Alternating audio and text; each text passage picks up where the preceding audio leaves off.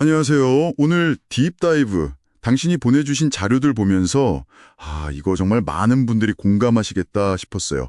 학창 시절, 아니 뭐 지금도 그럴 수 있죠. 네, 안녕하세요. 선생님이 자, 이거 중요하니까 적어두세요. 딱 이러실 때 이게 진짜 도움이 되는 건가? 아니면 정렬아 설명을 놓치는 거 아닌가? 이런 고민요. 네네. 당신처럼 저도 수업 시간에 뭘 적어야 하나, 언제 들어야 하나 맨날 그 줄다리기 했던 기억이 나거든요. 그렇죠. 흔한 딜레마죠. 네. 그래서 오늘 저희 미션은 이 필기 딜레마 한번 제대로 파헤쳐보는 겁니다.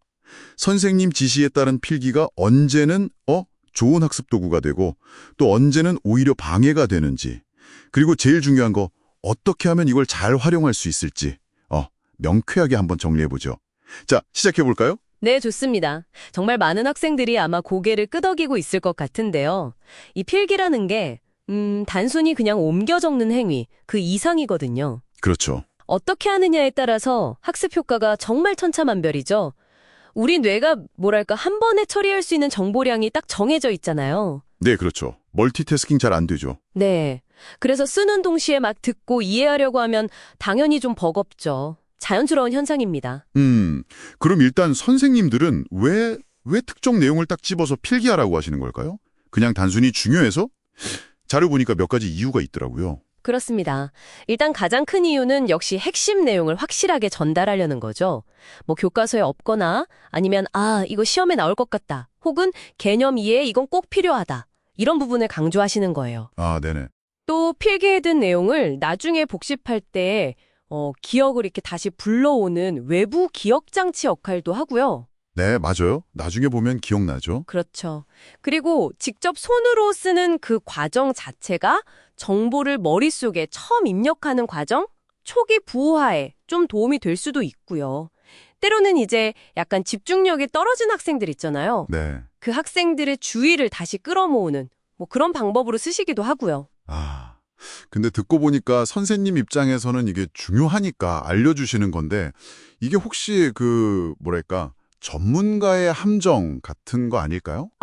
네. 선생님은 이미 다 아시니까 뭐가 중요한지 딱 보이지만 학생은 사실 그걸 스스로 찾아가는 과정? 그거 자체가 공부일 수도 있잖아요. 정확히 보셨습니다. 네. 그게 바로 전문가적 맹점의 예시가 될 수 있죠. 교사가 딱 정답만 요약해서 자, 이거 적어! 하면 학생은 스스로 정보를 막 분석하고 뭐가 중요하지 판단하고 자기만의 방식으로 지식을 이렇게 짜 맞추는 기회를 놓칠 수 있다는 거예요. 그렇군요. 네. 또 급하게 받아 적는 데만 막 집중하면 내용을 깊이 이해하기보다는 그냥 나중에 볼 자료 확보 여기에만 좀 치중하게 될 수도 있고요.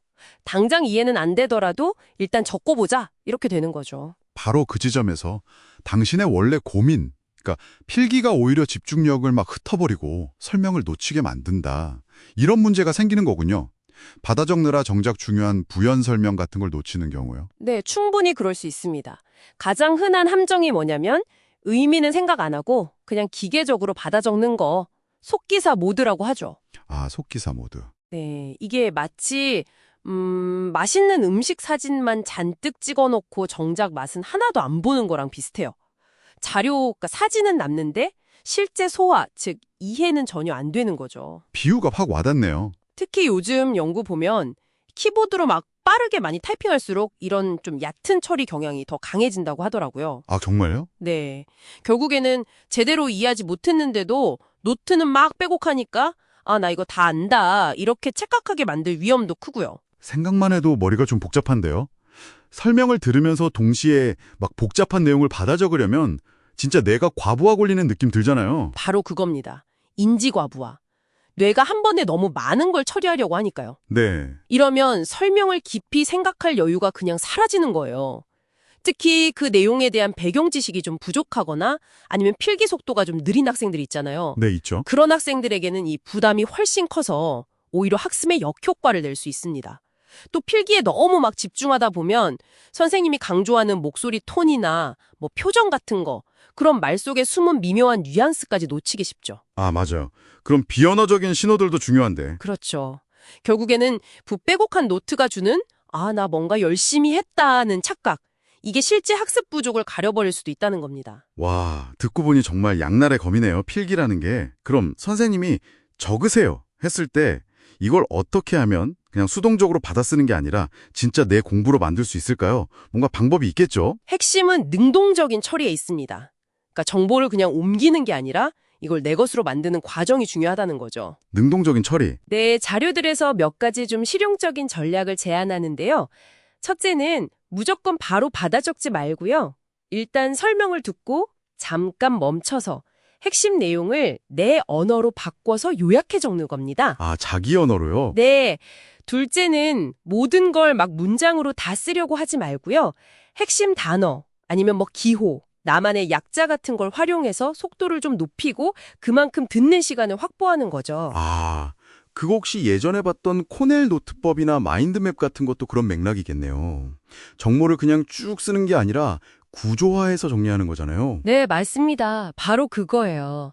코넬 노트법이나 마인드맵처럼 정보를 이렇게 시각적으로 구조화하면 그 관계가 분명해지거든요.